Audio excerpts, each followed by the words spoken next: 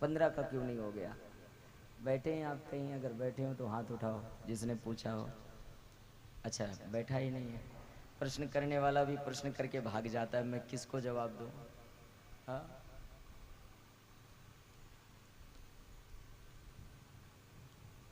देखिए,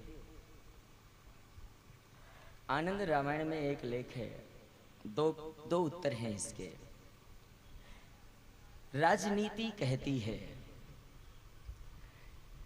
राजकोष से किसी व्यक्ति को, उस समय की ऐसी नीति थी, आनंद रामायण में लेख है, राजकोष से किसी भी व्यक्ति को 14 साल के लिए देश निकाला दे दिया जाए तो उसका पूर्ण अधिकार राज्य में समाप्त हो जाता है।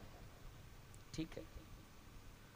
कैकेयी ने इसलिए 14 साल का वनवास मांगा कि पूर्ण अधिकार राज्य में राम का समाप्त हो जाए। कब तक नहीं वो अधिकार होता?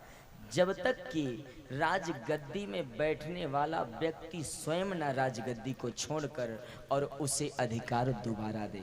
राम जी जब आए तो भरत जी ने स्वयं अधिकार राम जी को दिया, क्योंकि 14 साल का पूर्ण अधिकार भरत का हो चुका था। आज की भी नीति कहती है कि राज सत्ता से 12 वर्ष तक किसी को बाहर निकाल दिया जाए तो राज सत्ता में भी उसका पूर्ण अधिकार समाप्त हो जाता है। उसी तरह, और दूसरा इसका उत्तर है कि ये राम जी 14 साल को वनवास क्यों गए?